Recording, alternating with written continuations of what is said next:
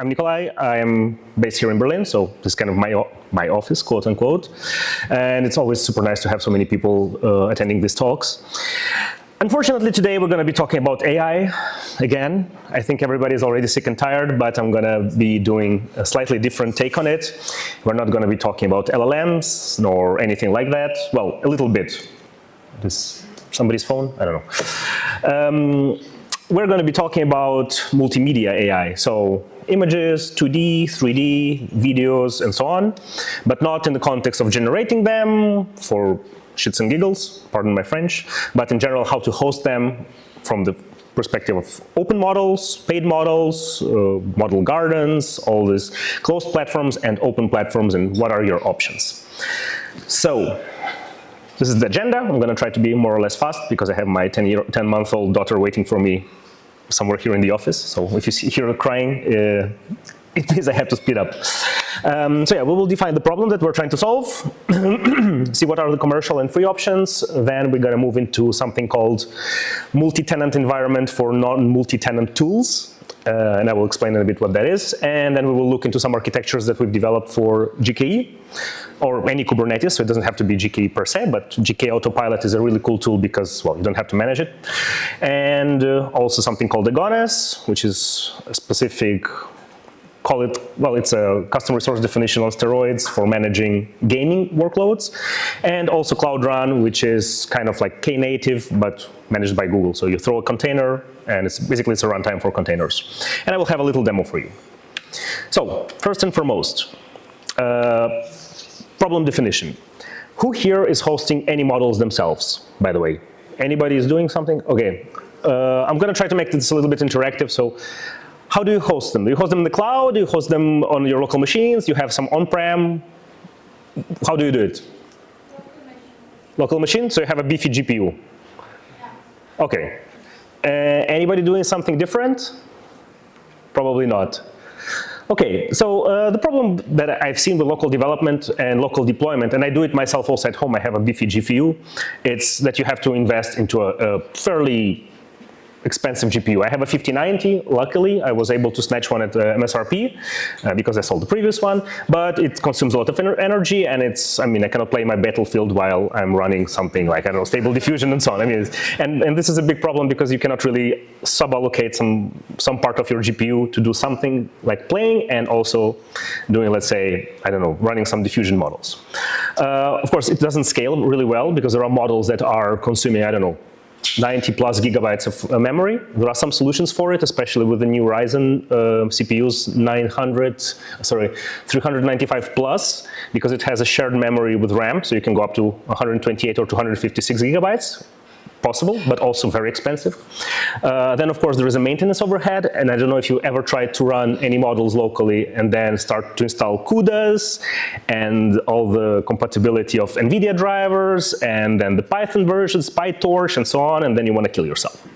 Please don't kill yourself, but that's the feeling that I get most of the times when I'm trying to set up a new model. And of course, like MLOps, DevOps, you need like quite a lot of expertise, so it's basically reading the forums all the time and so on. And yeah, forget about scaling because you're a small player. You can maybe give it a try, but then you need to develop something different if you want to even have semi-production grade product. So then, of course, there is a cloud deployment, and there are some problems with that too. So I'm going to talk in the context of Google Cloud, but I think it applies to pretty much every cloud environment. So first of all, you have to use some kind of a third-party framework. They can be open source. So in the case of Google Cloud, we have our Vertex AI. It's a part of cloud that has tons of models. We provide you with Python, JavaScript, Node.js, Java, pretty much connectors to every language. And what we do, we wrap all the models with our approach. There is nothing particularly bad about it because you need to somehow wrap it. Otherwise, you release a new model. You want to use it, then you have to read its API, then you need to change your code, and you want to try a different model, then you need to change your API again, change the parameters, and so on and so on. And what cloud providers do, especially like we wrap it, so you have one entry point, you just select the model that you want to use, read the small documentation, we give you a Python sample, off you go. So that's great, but then you have the unpredictable operating costs. It's easy to say it's predictable because there is a price per hour, but once you start scaling up and down, and you're trying more models on and on, then it becomes very expensive. I know this because I work directly with customers, and I see how sometimes a cloud bill by the end of the month goes from 1,000 to 100,000. Can happen. Sometimes even more. So a lot of caution is needed there. So yeah, if you want to play around carefully, because it can become very expensive. Luckily, the GPUs are not so widely available, so you need to ask for capacity, and this kind of prevents you. But if you are into like TPUs or in general like hardware that is more or less accessible, like NVIDIA L4 GPUs, you can get an expensive bill. So caution there. All right. Now, let's take a look about free, self-hosted, and commercial options. I'm going to start with the commercial part because it's the simplest one, and I can show you just what we have from Google for you to play around. We have this model garden. It's part of Google Cloud. You go in there, and you have 114 Google models, 42 partner models, and self-deployment. I mean, you have like all of them. You have Anthropic, Metas. You can deploy whatever you want. You can play around. The cool part is just like one-click deploy. You select a model, what kind of hardware you need to run it. It gives you an endpoint. You have your chatbot. You have your code assistant. You have your image generator. I mean, do whatever. We even have some integrations with partners like CSM that do 2D to 3D generation. So you get literally like GLB files, textured and so on from an image, which is very useful for gaming studios, for prototyping. And this is kind of my area of expertise within Google. So yeah, with that out of the way, we can talk about free and open source stuff. So first of all, why would you want to do it with open tools? Well, of course, you get the full control of the stuff that you're deploying. You avoid massive costs because you kind of have to provision it yourself, so you theoretically know what you're doing. You get no vendor lock-in, which comes with another headache because then you need to support a bazillion of API endpoints. Not very easy, but it gives you flexibility. And of course, you can create your own kind of perfect mix of tools. So let's say you're creating a pipeline of generating some code that generates some text, and then it goes to LLM to an improvement, and then this script goes to generate an image, and from an image you pass it to a different model that creates, I don't know, a small video, and then it's published to TikToks and YouTubes and whatever, and this whole thing. It gives you a lot of flexibility, so you can customize it very easily. And if you go with proprietary models from us, from Metas, from OpenAIs, first of all, expensive, and then the pipelines, the whole pipeline that you want to build is much more limited because it's very hard to plug in open tools, open models for voice generation, image generation, and so on. So basically, yeah, you get customization. So 3 paths to kind of open source serving.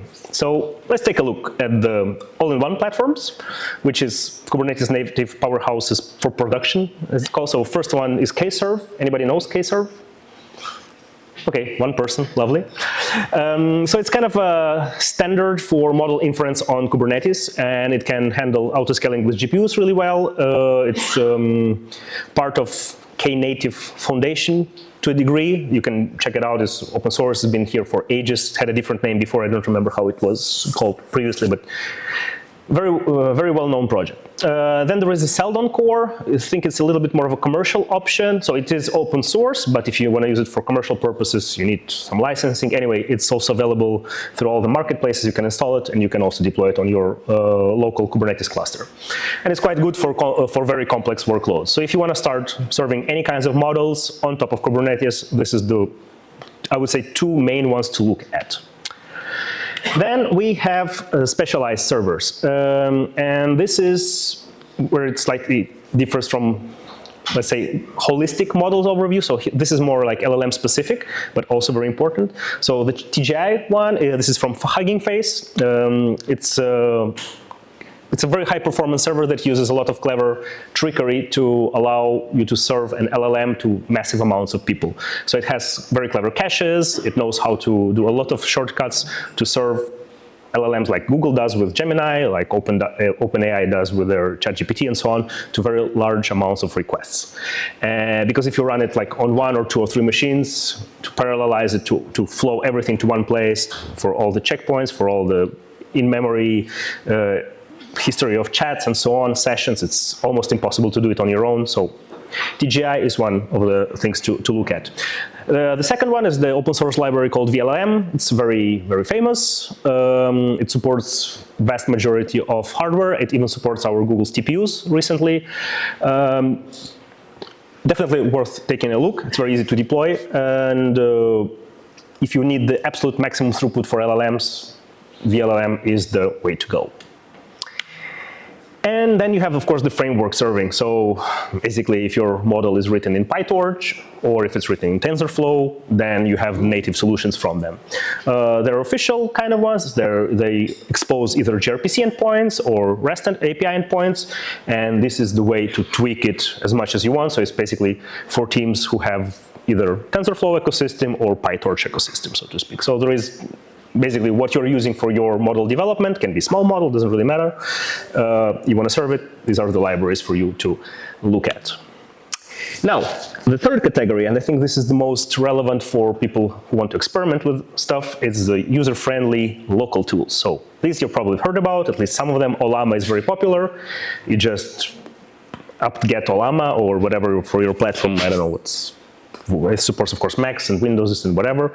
It runs on ARM architecture, and yeah, you just run Ollama run Gemma 3, for example, or Gemma is like Google's open LLM. But any other model, you can basically run it like this, and it will infer it from your local machine, and then you can poke around this LLM for free as long as your hardware supports it well.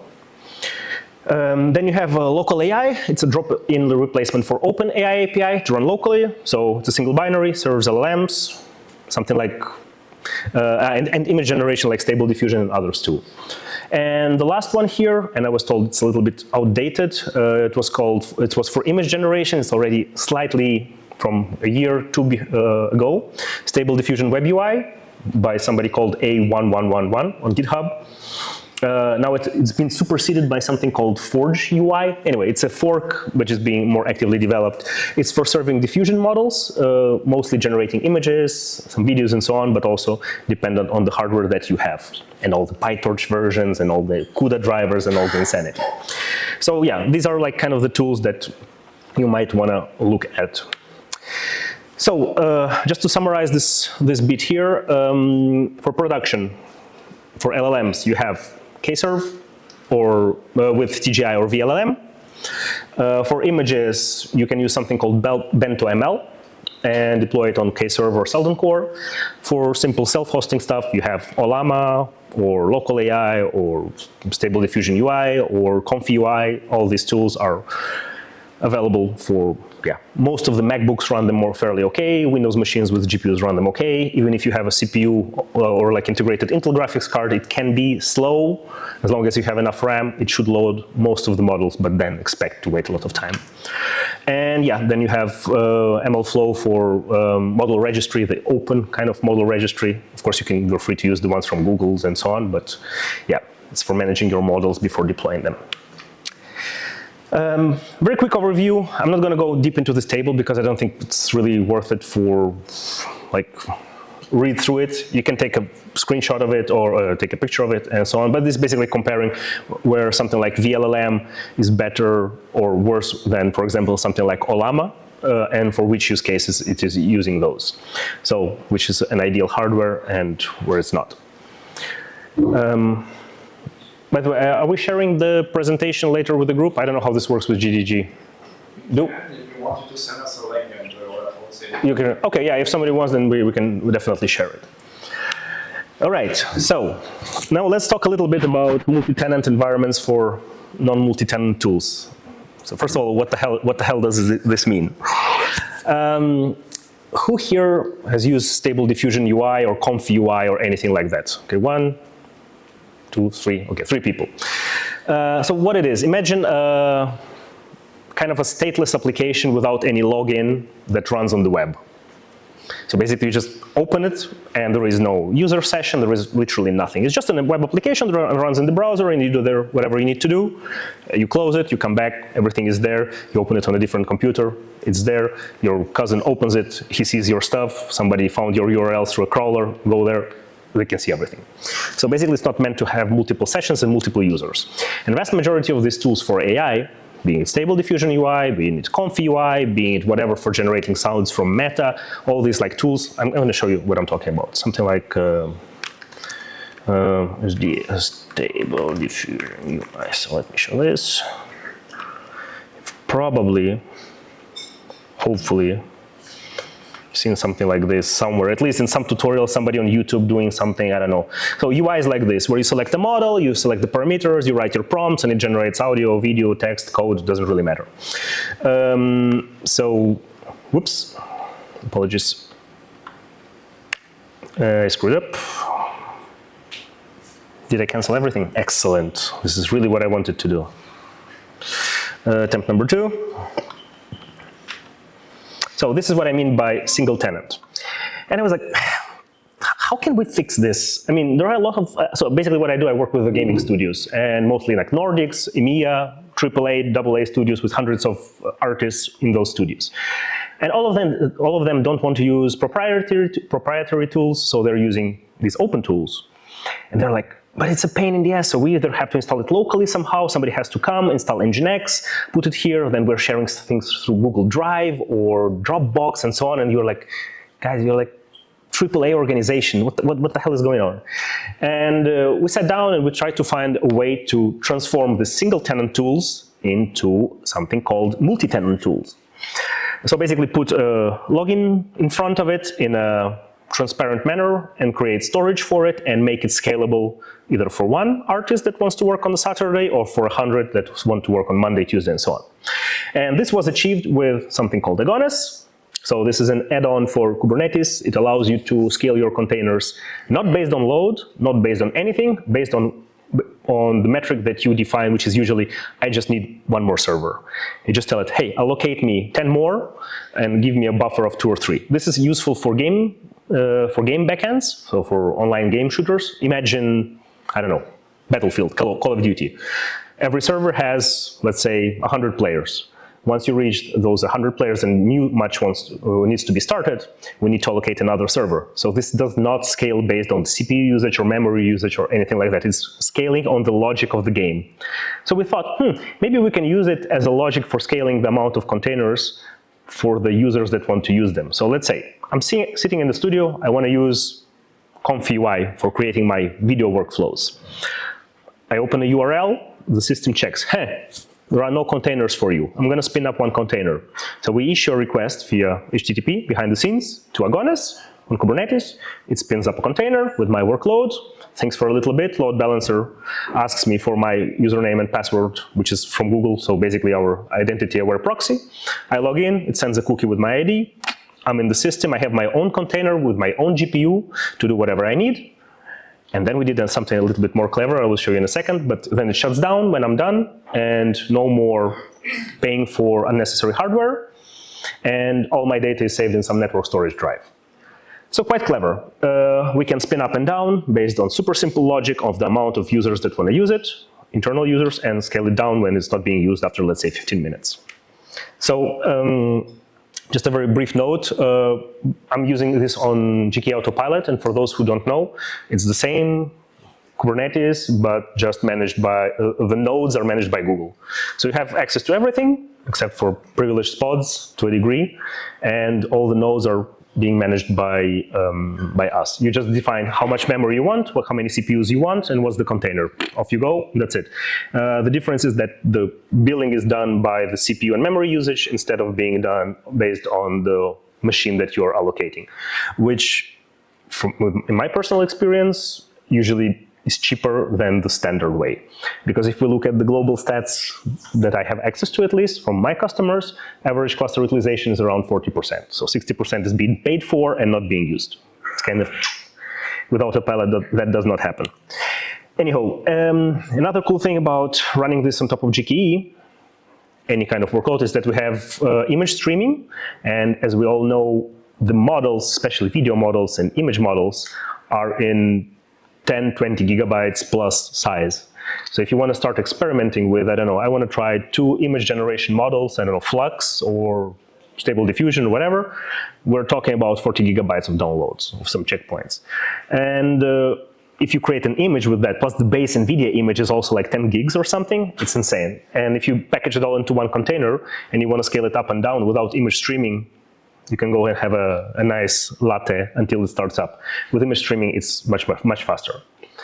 So yeah, that's an improvement. Anyway, just to summarize this part very briefly before we go into a little bit more of a technical implementation and clever ideas that we had to scale this up and down, this kind of approach of creating multi-tenant front end for non-multi-tenant applications is recommended for most of the use cases, especially if whatever application you're using for inferring models needs a GPU.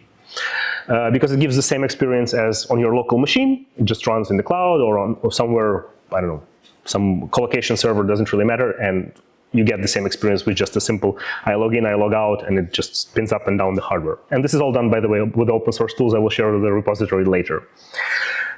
Shared storage, very important. How many times I've heard, oh, we created some really cool checkpoint for our model, and then we shut down, and then it's gone. Yeah. This enforces you to use network storage behind the scenes. So it's just a simple mount of a file system shared across everybody. You define who has access to which folder, and that's pretty much it. Cloud Identity Aware Proxy, it's a very cool tool that we developed back in the day, especially for old applications that didn't have any kind of login. So it sits in front, basically you hit the load balancer, it says, there is no session. It asks you to log in. If you're allowed to log in, it logs you in, creates an internal token, and then it's passed on through our internal system, and then we allow you to see an application that was never supposed to have a login. So it's a clever way of authenticating applications that were not meant to be authenticated. Use of Agonis, this open source tool, pretty cool for scaling up and down instead of using horizontal pod autoscaler. Makes it very, very useful. And yeah, available everywhere on the fly. So it doesn't give you any vendor lock-in unless you're using GKE Autopilot, but it's not really vendor lock-in because you can move it to different Kubernetes cluster and not suffer with anything because drop-in replacement. So before I go to a demo, I just want to show you the architecture that we developed for these kinds of workloads. And it's, I don't know, there is a, probably no laser pointer. Anyway, I'll explain it like this. So what we've done, imagine super simple scenario. You're packaging, let's say, Conf-UI. It's a web application. You don't even really need to know what it does at this point. You package it, you put it into a container. And you want to make it available in your organization or your team, doesn't really matter. So you put identity-aware proxy for login, that is done. And then it hits our Nginx entry point that is running a super simple Lua code. It checks for a header from authentication. So this is our Google authenticated user ID. And then we check if there is an entry in Redis cache with this with this user ID. So basically what it does, if there is no entry in Redis, it means there is no container associated for this user. And we invoke via HTTP or via gRPC call to Kubernetes saying, hey, there is this user with ID 1234 wants to access this application, but there is no container for him. Can you spin it up? And it just goes, spins up a container with GPU, for example, sends back, okay, container is ready, it's on this IP address with this port. And we create a seamless tunnel to it. And you just like open one URL, and it's your unique individual environment. So yeah, it can run any kind of, can run Olamas, can run stable diffusions, can run Conf-UIs, all of this crap that needs GPUs to infer models with Firestore or any NFS behind the scenes. And it can be powered by GPUs, TPUs, or whatever is available in this cluster. So any kind of machine can be associated. You just need to tell which hardware you want to use. Last but not least, we thought, okay, so this is pretty cool. We can spin up the containers, but how do we spin them down? This is not an autoscaler per se. So we created a really clever cron job, so to speak. So it's running in Cloud Run. It's a small container with like 10 lines of code that goes to Redis. And there is also another field called last time access. So whenever a user is using this application, going through this middle part, through Nginx, through Lua code, it also puts a timestamp of last time the page was accessed. And the cron job behind the scenes is checking, okay, more than 15 minutes passed, or 30 minutes, or 1 hour passed, nobody is accessing this, probably I can kill it. So it just persists the state, saves everything that was saved, and evicts the container, and hey, you're saving money because, well, nobody was using it, so the hardware, the infrastructure is being freed up. This is altogether, maybe, I don't know, 300 lines of code, not considering the YAML for Kubernetes, but it works in a very clever manner. Scales really well because you can also define something called, it's not really a buffer, there was a name for it. Anyway, you can define extra containers that are kind of like balloon containers to a degree that are always ready. So if there is a big influx of users coming in, it will take the pre-existing ones and allocate them and ask to create new ones behind the scenes. So it's just to avoid people to wait too much time. So, which brings me to my little demo. And this demo is third approach to all of this, which is basically do it yourself. This kind of stuff that I like to do. So let me see if I can show you. I think I need to show the different tab. Remind me later, stop sharing.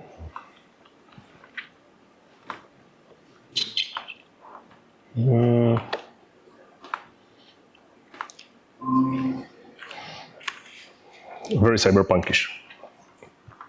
And barely readable, as always. So a little bit of context. I told you that I work with 2D, 3D artists and like game development stuff and so on. So there are some models that create from 2D images or from text 3D assets for prototyping. And these models, they're not LLMs. They have some LLMs embedded into them. They're not diffusion models, so it's not like image generation. So how the hell do you run them? And this is where the native approach comes in. So usually these models, they're self-packaged. They either give you some runtime that could be in C++, that could be in, there are different types of runtimes. But usually you just like run it on that machine and it exposes either some Python API to it or exposes an HTTP endpoint if somebody bothered to write it. So this is using a model from our friends from Tencent. I don't know if they're friends or not, but anyway, they're making it for free.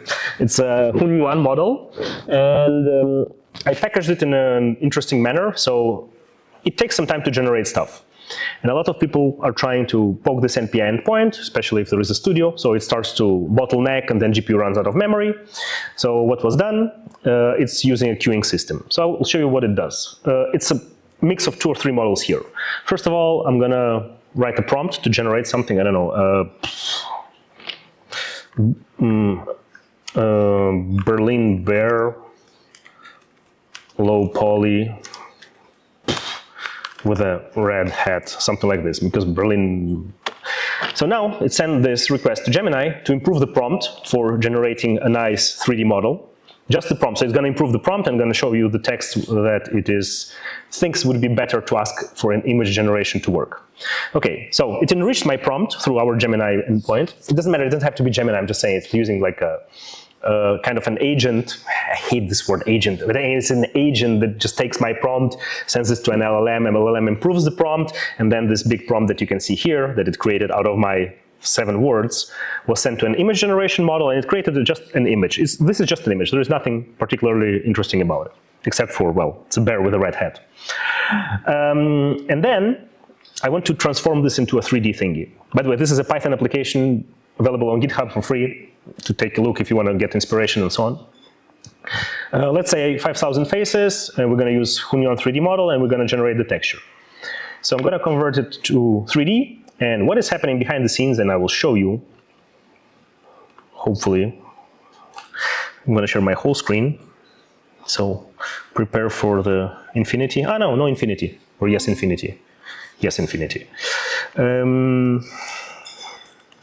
project. All right. So I have a worker that submitted this to PubSub, basically a queuing system, with my image as base64, and it created a job ID, which is just a UUID, and every 5 seconds it's pulling, checking whether the model already generated something for me. If the model generated something, then it starts fetching it back, the GLB file, which is like a 3D file with a texture. This usually takes between 20 to 40 seconds, depending on the complexity of the model. I just selected 5,000 faces, so it should be faster. And are we out of interwebs? Because this stopped. Ah, no, it's still processing. So if I open Cloud Console and go to PubSub, you will see there is like a pending message that is basically fetching this job. Let's just wait a little bit more, and hopefully it will work. It's always like live demos are always either break or slow. Anyway, I have a backup plan, don't worry. But I just wanted this to work in real time. Meanwhile, I can actually show you. No, this is like testing a model. There's nothing interesting about this. It was a default prompt. I kid you not. This is from Flux AI. It's a default prompt in Conf UI. You can trust me. For a customer. Actually not. So this is just the model. Oh, come on. Seriously, it died. Why? Ah, no. 1645, no, it's still something. Oh, it did not process the message. I'm sorry. I don't know, because I lost connection so many times, let's restart. Okay, it's processed the job. Excellent. Yeah, I lost the connection somewhere and it lost the connection to PubSub, so nothing is lost because it's a queuing system, meaning it will just pick up the message and will be done. So if we come back here, let's start from now, so it should be 20 seconds.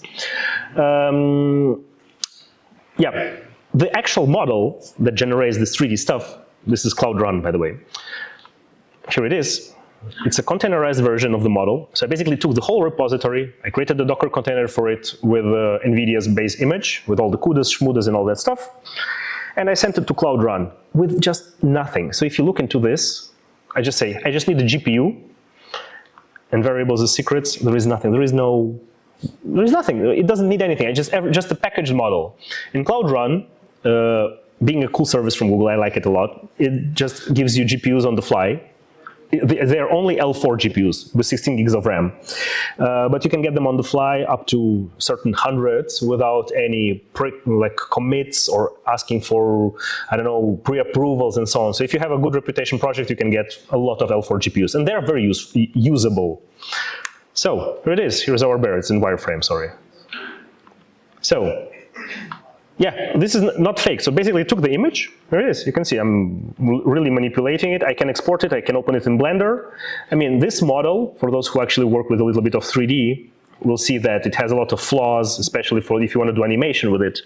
It's not perfectly done. But there are tools that actually help improve this.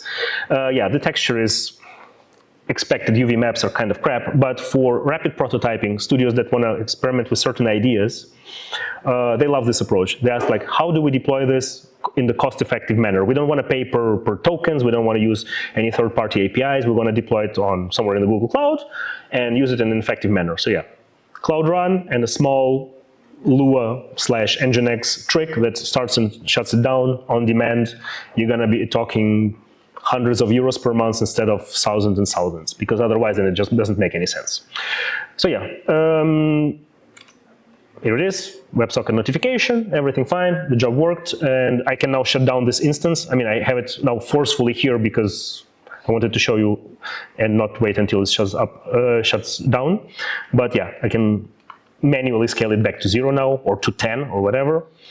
That's it, in 5 seconds down, and I'm not paying anything for it. So this demo would cost me maybe like a couple of cents.